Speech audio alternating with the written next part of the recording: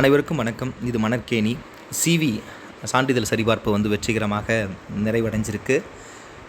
அடுத்து என்ன அப்படின்ற ஒரு கேள்வி எல்லோருடைய மனதிலும் இருக்கும். அந்த பட்டியலில் இருக்கக்கூடியவங்க சிவியை முடித்தவங்க ஒரு பெரிய தவிப்பில் இருப்பீங்க. நமக்கு கிடைக்குமா கிடைக்காதா, நான் 2000 இருக்கிறேன், 2300 இருக்கிறேன், 2500 இருக்கிறேன், நான் 1500 இருக்கேன், இப்படின்று நிறைய கேள்விகள் உங்களுக்குள்ளே இருக்கும். ஒரு பதட்டமான நிலைமை இருக்கும். அடுத்த தேர்வுக்கு தயாராகக்கூடிய மனநிலையில் இல்லாமல் இருப்பீங்க. அது எனக்கு நன்றாகவே புரியுது.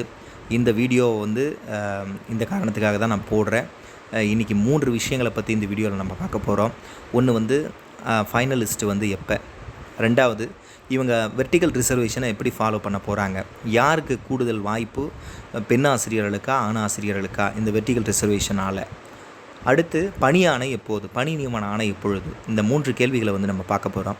அதுக்கு முன்னாடி மறக்காமல் சேனலை சப்ஸ்கிரைப் பண்ணிக்கோங்க. சப்ஸ்கிரைப் பண்ணி உதவுங்க. வரும் காலங்களில் எல்லா வீடியோக்குள்ளேயும் நம்ம போடலாம். இது சம்மந்தமான எல்லா கவுன்சிலிங் அப்போ உங்களுக்கு நிச்சயமாக ஒரு பெரிய அளவில் வேக்கன்சி லிஸ்ட்டோடு நான் ஹெல்ப் பண்ணுறதுக்கு நான் தயாராக இருக்கிறேன். ஏன்னா இப்போ பார்த்திங்கன்னா நான் பின்னாடி அந்த வீடியோவில் சொல்கிறேன் எங்கெல்லாம் பணி வாய்ப்புகள், காலி பணியிடங்கள் அதிகமாக இருக்குது, நீங்கள் எங்கே பணி நியமனம் செய்யப்படுவீர்கள் அப்படின்றது முதற்கொண்டு எல்லாமே நான் தகவல்களை வழங்குறதுக்கு தயாராக இருக்கிறேன். அதனால் உங்களுக்கு அந்த வழிகாட்டுதல், கலந்தாய்வின் போது வழிகாட்டுதல், ஏன்னா நம்ம அந்த ஆசிரியராக இருக்கிறதுனால, குறிப்பாக தொடக்க கல்வியில் இடைநிலை ஆசிரியராக இருக்கிறதுனால நிச்சயமாக என்னால் வழிகாட்ட முடியும் அப்படின்னு நான் நம்புகிறேன். அதனால் நீங்கள் சேனலை சப்ஸ்கிரைப் பண்ணி வச்சுக்கோங்க. நிச்சயமாக உங்களுக்கு இது நல்ல உபயோகமாக இருக்கும். ஸோ இன்றைக்கி ஃபைனலிஸ்ட்டு முதல்ல பார்த்திங்கன்னா ஃபைனலிஸ்ட்டு எப்போ அப்படின்றது பார்த்திங்கன்னா அதுக்கான விடை நிச்சயமாக இன்னும் 10 நாட்களுக்குள்ளாக அல்லது அடுத்த வாரத்தினுடைய இறுதிக்குள்ளாகவே வெளியாகிறதுக்கான எல்லா வாய்ப்புகளும் இருக்குது. அநேகமாக ரெடி ஆகிட்டுருக்கும் அப்படின்னு நம்ம நம்புகிறோம். ஃபைனலிஸ்ட்டு வந்துடும். நீ அதில் குழப்பமே வேண்டாம். அடுத்து இந்த ஃபைனல் லிஸ்ட்டு பார்த்திங்கன்னா இந்த எப்படி அந்த ரிசர்வேஷனை ஃபாலோ பண்ணியிருக்கிறாங்க. ஆல்ரெடி சிவிக்கு கூப்பிட்டதே அந்த ரிசர்வேஷனை ஃபாலோ பண்ணி தான் கூப்பிட்ருக்குறாங்க. ஜென்ரல் அப்புறம் ரிசர்வேஷன் கோட்டாஸு இதெல்லாமே கூப்பிட்ருக்குறாங்க. கலந்தாய்வின் போது எப்படி ரிசர்வேஷனை அவங்க ஃபாலோ பண்ணுவாங்க, வாய்ப்புகள் எப்படி இருக்கும் அப்படின்றத நாங்கள் குறிப்பிட்டு சொல்ல விரும்புகிறேன். இது ரொம்ப ரொம்ப நீங்கள் தெரிஞ்சிக்க வேண்டிய ஒரு முக்கியமான ஒரு விஷயம். ஏன்னா கடந்த 2020 அதுக்கு முன்னாடி பார்த்திங்கன்னா ஹரிசாண்டல் ரிசர்வேஷன் இருந்தது.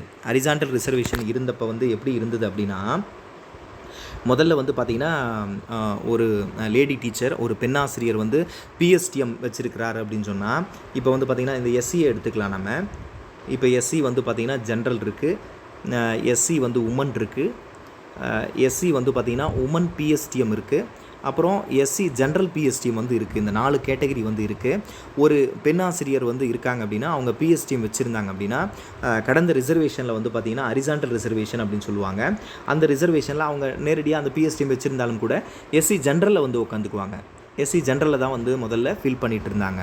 அடுத்து அவங்களே பார்த்திங்கன்னா இந்த எஸ்சி ஜென்ரல் முடிஞ்ச பிற்பாடு அடுத்து அந்த பெண்ணாசிரியரே பார்த்திங்கன்னா இன்னொரு பெண்ணாசிரியர் இருந்தாங்க வராங்க அப்படின்னு சொன்னால், அடுத்து அவங்க எதை ஃபில் பண்ணுவாங்க அப்படின்னா, பிஎஸ்டிஎம் உமன் அப்படின்றது இருந்தாலும் கூட அவங்க எதை ஃபில் பண்ணுவாங்க அப்படின்னா, பிஎஸ்டிஎம் வச்சுருந்தாலும் கூட எஸ்சி உமன் கோட்டாவை தான் அவங்க ஃபில் பண்ணுவாங்க. So SC general, SC women quota. அதுக்கப்புறம் அவங்க பிஎஸ்டிஎம் வச்சுருந்து உமனாக இருந்தாங்க அப்படின்னா இதுலேயும் ஃபில் பண்ணுவாங்க.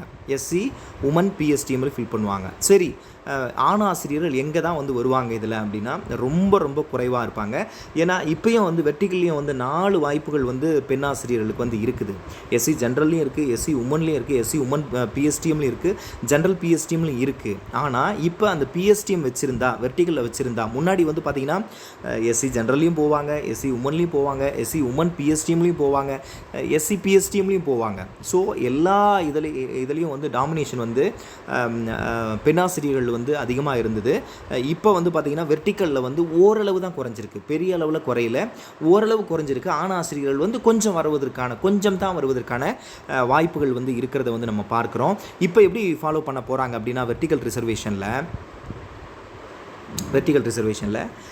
அதுவே எடுத்துக்கலாம். எஸ்சி இங்கே இருக்குது பாருங்கள், SC general, SC women PSTM, general PSTM இருக்குது. இதில் எப்படி ஃபில் ஆகும் அப்படின்னா, இப்போ ஒரு உமன் கேண்டிடேட்டு, ஒரு பெண்ணாசிரியர் பார்த்திங்கன்னா பிஎஸ்டிஎம் வச்சுருந்தாங்க அப்படின்னா, அவங்க எங்கே ஃபில் ஆவாங்க அப்படின்னா, உமன் பிஎஸ்டிஎம்மில் அவங்களுக்கான சிறப்பு ஒதுக்கீட்டில் முதல்ல போய் ஃபில் ஆவாங்க. சரிங்களா? ஒரு ஆண் ஆசிரியர் பிஎஸ்டிஎம் வச்சுருந்தாரு அப்படின்னா அவர் எங்கே ஃபில் ஆவார் அப்படின்னா எஸ்சி ஜென்ரல் பாருங்கள் இங்கே இருக்குது, எஸ்சி ஜென்ரலில் போயிட்டு ஃபில் ஆவார். அவர் ஜென்ரலில் ஃபில் ஆக மாட்டார். உமனும் எஸ்சி உமனில் போய் ஃபில் ஆக மாட்டாங்க. அவங்க பிஎஸ்டிஎம் வச்சுருக்கிறதுனால, அவங்க ஸ்பெஷல் கேட்டகரி அப்படின்றதுனால அவங்க போய் எங்கே ஃபில் ஆவாங்க அப்படின்னா எஸ்சி உமன் பிஎஸ்டிஎம்லேயும், ஆணாசிரியராக பிஎஸ்டிஎம் வச்சுருந்தாங்கன்னா எஸ்சி பிஎஸ்டிஎம் அதுலேயும் வந்து அவங்க ஃபில் ஆவாங்க. சரி, அடுத்து ஃபில் ஆன உடனே எஸ்சி வந்து பார்த்திங்கன்னா உமன் பிஎஸ்டிஎம் வந்து முடிஞ்சுது, இந்த கோட்டா வந்து முடிஞ்சுது அப்படின்னா எங்கே ஃபில் ஆவாங்க அப்படின்னா எஸ்சி உமனில் ஃபில் ஆவாங்க. அவங்க உமன் அப்படின்றதுனால எஸ்சி பிஎஸ்டிஎம்மில் வந்து ஃபில் ஆவாங்க. ஏன்னா அவங்க பிஎஸ்டிஎம் வச்சுருக்கிறாங்க அப்படின்றதுனால. சரி, அடுத்து வந்து அந்த பிஎஸ்டிஎம் முடிஞ்சிடுச்சு, உமன் பிஎஸ்டிஎம் முடிஞ்சிடுச்சு, எஸ்சி பிஎஸ்டிஎம் முடிஞ்சிடுச்சு. அப்புறம் எங்கே ஃபில் ஆவாங்க அப்படின்னா எஸ்சி உமனில் வந்து ஃபில் ஆவாங்க. ஸோ அதுவும் முடிஞ்ச பிற்பாடு அவங்க உமனாக இருக்கிற பட்சத்தில், அவங்க முன்னாடி வர்ற பட்சத்தில் எங்கே ஃபில் ஆவாங்க அப்படின்னா எஸ்சியில் வந்து ஃபில் ஆவாங்க. ஸோ ஒரு உமன் பிஎஸ்டிஎம் அப்படின்னா உமன் பிஎஸ்டிஎம்மில் தான் முதல்ல ஃபில் ஆவாங்க. ஆனால் முன்னாடி ஹரிசாண்டலில் வந்து பார்த்திங்கன்னா எஸ்சி ஜென்ரலே ஃபில் ஆவாங்க. அதனால் ஆண் ஆசிரியர்கள் வந்து நிறைய வந்து பாதிக்கப்படுறாங்க.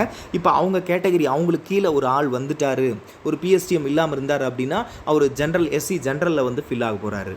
பிஎஸ்டிஎம்மோடு இருந்துச்சுன்னா எஸ்சி பிஎஸ்டிஎம்மில் வந்து ஃபில் ஆக போகிறாரு.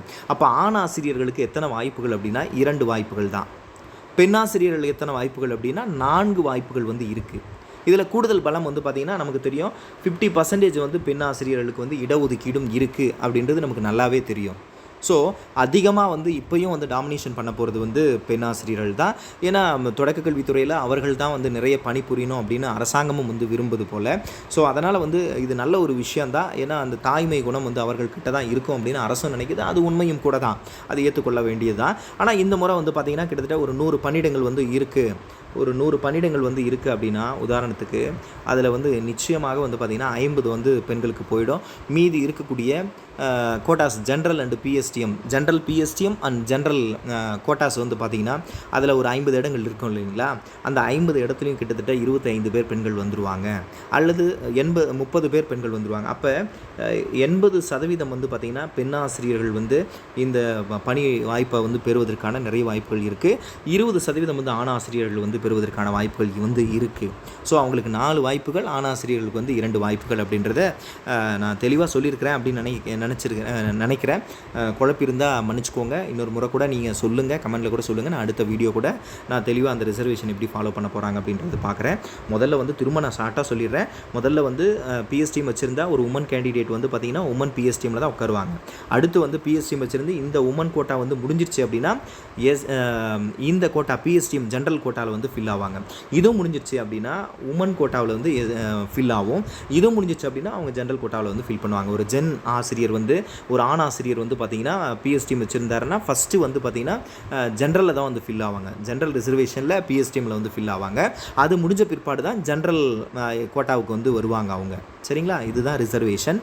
ஸோ இப்படி வர்றதுனால அந்த ப்ராபபிலிட்டி வந்து எப்படி இருக்கும், எவ்வளோ பேர் வந்து பார்த்திங்கன்னா ஏற்கனவே வந்து பணிபுரிந்து கொண்டிருக்கிற குரூப் 2A குரூப் 2ல் ஏற்கனவே பணிபுரிந்து கொண்டிருக்கிற அரசு ஊழியர்கள் நிறைய பேர் வந்து இந்த தேர்வை வந்து எழுதி தேர்ச்சி பெற்றுக்கிறாங்க. சான்றிதழ் சரிபார்ப்பையும் வந்து பண்ணியிருக்கிறாங்க. இப்போ எனக்கு தெரிஞ்ச நிறைய பேர் இருக்காங்க.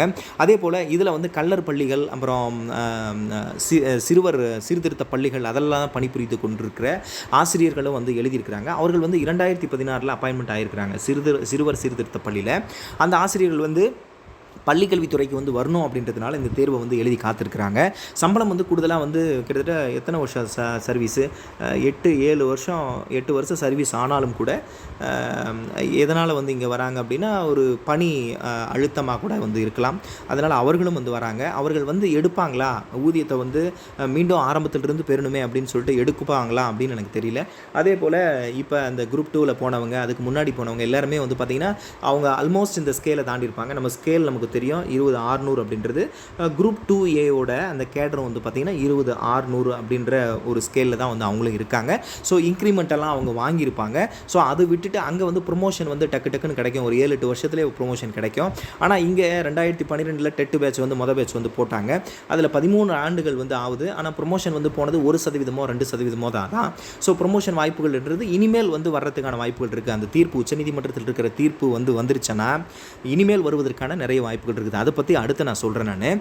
ஸோ இப்படி இருக்கிற பட்சத்தில் நிச்சயமாக நிறைய வாய்ப்புகள் வந்து இருக்குது. நிறைய பேர் ஒரு 200 300 பேர் கூட வந்து எடுக்காமல் போகலாம்.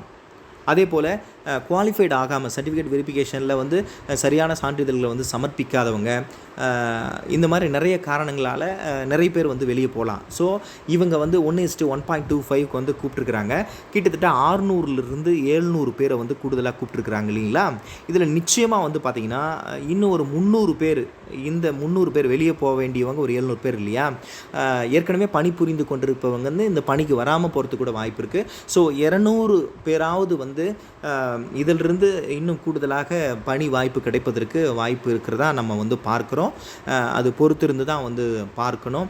அடுத்து வந்து இது நான் சரியாக சொல்லியிருக்கிறேன் அப்படின்னு நான் நம்புகிறேன்.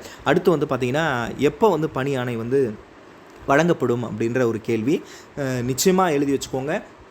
கட்டாயமாக தற்போது பணிபுரிந்து கொண்டிருக்கிற இடைநிலை ஆசிரியர்களுக்கு கலந்தாய்வு ஒரு ஜூன் முதல் வாரத்தில் வந்து தொடங்கி நடக்கவிருக்கு. இன்றைக்கி அது வந்து உறுதிப்படுத்தி இருக்கிறாங்க. இன்றைக்கி வந்து பிளாக் எஜுகேஷன் ஆஃபீஸர் வட்டார கல்வி அலுவலர்களுக்கான பணி மாறுதல் கலந்தாய்வு வந்து இன்றைக்கி வந்து நடந்து முடிஞ்சிருக்கு. ஸோ கவுன்சிலிங் ஆல்மோஸ்ட் ஸ்டார்ட் ஆகிருச்சு அப்படின்னு தான் வந்து அர்த்தம். ஸோ செகண்ட் கிரேடுக்கான கவுன்சிலிங், பட்டதாரி ஆசிரியர்களுக்கான கவுன்சிலிங் வந்து பார்த்திங்கன்னா ஜூன் முதல் வாரத்தில் இருக்க போது. அந்த கவுன்சிலிங் நடந்து முடிந்த பிற்பாடு ஜூன் இறுதிக்குள்ளாக, ஜூன் லாஸ்ட் வந்து பார்த்திங்கன்னா ஆல்மோஸ்ட் உங்களுக்கு பணி ஆணை வழங்குவதற்கான நிறைய வாய்ப்புகள் இருக்குது. ஏற்கனவே பட்டதாரி ஆசிரியர்களினுடைய இறுதி பட்டியல் வந்து இருக்குது. எஸ்ஜிடியோட இறுதி பட்டியல் வந்து அடுத்த வாரத்துக்குள்ளாக வந்துடும். ஸோ 2 பேருக்கும் ஒரே மேடையில் வைத்து மாண்புமிகு முத்தமிழ் அறிஞரினுடைய புதல்வர் வந்து தன்னுடைய கரங்களால் வந்து பார்த்திங்கன்னா ஆணை வந்து வழங்குறதுக்கு வந்து தயாராக இருக்கிறாங்க. ஒரே ஒரு சின்ன வேண்டுகோள் மற்றும் வருத்தமும் கூட, 2700 பணியிடங்கள் தான் வந்து நிரப்புறாங்க அப்படின்றது ஒரு பெரிய ஒரு ஏமாற்றமாக வந்து இருக்குது. ஏன்னா உச்சநீதிமன்றத்தோட அந்த பதவி உயர்வு கலந்த இதுக்கான வந்து தீர்ப்பு வந்து இன்னும் சற்று நாட்களில் வந்து கொஞ்ச நாட்களில் வந்து வந்துருச்சு அப்படின்னா கிட்டத்தட்ட 1500லேருந்து 2000 தலைமை ஆசிரியர் பணியிடங்கள் வந்து காலியாக வந்து இருக்கிறதா வந்து சொல்ல போகிறாங்க. ஸோ அது வந்துருச்சு அப்படின்னா நிச்சயமாக டெட்டு பாஸ் பண்ணவங்களுக்கு தான் ப்ரொமோஷன் அப்படின்ற ஒரு தீர்ப்பு தான் வந்து வரப்போகிறதா வந்து சொல்லிட்டு இருக்கிறாங்க. அது வந்துருச்சுன்னா second grade to HM promotion, SGT to HM promotion வந்து போகும்போது இன்னும் கூடுதலாக 1500 வேக்கண்ட் வந்து இங்கே உருவாகிறதுக்கான வாய்ப்புகள் இருக்குது. ஸோ நீங்கள் இங்கே நிச்சயமாக 5000 வேக்கண்ட் போடலாம். ஏன்னா 85-90+ அந்த சிவி வராதவங்க நிறைய பேர் வந்து இருக்கிறாங்க. அவர்களுக்கு 2ஆம் கட்டமாக வந்து ஒரு சிவியை நடத்தி விரைவாக வந்து அவர்களுக்கு கூடுதல் அடண்டம் வந்து ஒரு பணியிடத்தை வந்து அறிவித்து போட்டாங்கன்னா நல்லா இருக்கும் அப்படின்றது நம்முடைய வேண்டுகோள். காத்திருங்கள், என்ன நடக்குதுன்னு தெரியல. நிச்சயமாக வந்து நல்லதே நடக்கும். இதில் இருக்கக்கூடிய எல்லோருக்கும் பணி கிடைக்கணும் அப்படின்றத நான் மனப்பூர்வமாக வந்து தெரிவிச்சுக்கிறேன், ஒரு வேண்டுதலாக வந்து வச்சுக்கிறேன். இனிவரும் வீடியோக்களில் அந்த கலந்தாய்வு வரைக்குமே நம்ம வந்து உடன் பயணிப்போம். நிறைய வாட்ஸ்அப் குரூப்பெல்லாம் நம்ம தொடங்கி கலந்தாய்வில் வந்து ஹெல்ப் பண்ணுறதுக்கு நம்ம இது பண்ணலாம். அதே போல் பணி ஆணை வந்து வழங்கப்பட்டு பிற்பாடு கலந்தாய்வு வந்து நடக்கும் இல்லைங்களா.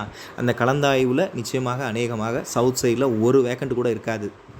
மதுரை, திருநெல்வேலி இப்போவே வந்து கிடையாது இதெல்லாம். ஸோ உங்களுக்கு வந்து எல்லாமே வந்து பார்த்திங்கன்னா அப்பாயின்மெண்ட் ஆக போகிற இடமா வந்து இருக்க போகிறது சேலத்துக்கு இந்த பக்கம்தான், வடக்கு பக்கமாக தான் இருக்க போது. கிருஷ்ணகிரி, தருமபுரியே கிட்டத்தட்ட 70% வேக்கன்சியை வந்து 2 மாவட்டங்களே வந்து தன்னகத்தே கொண்டு இருக்குது. நாமக்கல் வந்து வச்சுருக்குது, சேலம் வந்து வேக்கன்சி இருக்குது, திருவண்ணாமலையில் இருக்குது, ராணிப்பேட்டை, இந்த பக்கம் வேலூர், திருப்பத்தூர், இந்த மாதிரி மாவட்டங்களில் தான் வந்து இருக்கும். ஏன்னா ஏற்கனவே 13 ஆண்டுகளாக வந்து சொந்த மாவட்டத்துக்கு வந்து போக முடியாதவர்கள் வந்து கிருஷ்ணகிரி, தருமபுரி மாவட்டங்களில் வந்து இன்னும் இருக்காங்க. ஸோ அவங்க வந்து அங்கே வேக்கண்ட் உருவாகி அங்கே போவாங்களா அப்படின்னா பாதி தூரம் தான் போகிறாங்க. இப்போ திருநெல்வேலி ஒருத்தர் இருக்காருன்னா அவர் திருச்சி வரைக்கும் தான் வந்து அவர் போகிறாரு. இன்னும் சில ஆண்டுகள் காத்திருந்து இன்னும் மெல்ல நகர வேண்டிய சூழல் இருக்குது. நீங்கள் பணி வாய்ப்புக்கு வாங்க, முதல்ல பணி ஆணை பெற்றுடுங்க. இப்போ ஸ்டேட் சீனியாரிட்டி பண்ணிட்டாங்க. இந்த ஸ்டேட் சீனியாரிட்டியை பற்றி நான் பின்னாடி ஒரு வீடியோ நான் போடுறேன். தொடர்ந்து இணைந்திருங்கள் நம்முடைய மணற்கேணியோடு. மறக்காமல் சப்ஸ்கிரைப் பண்ணிக்கோங்க. அனைவருக்கும் பணி கிடைக்கும் என்பதை நம்புவோம். நன்றி, வணக்கம்.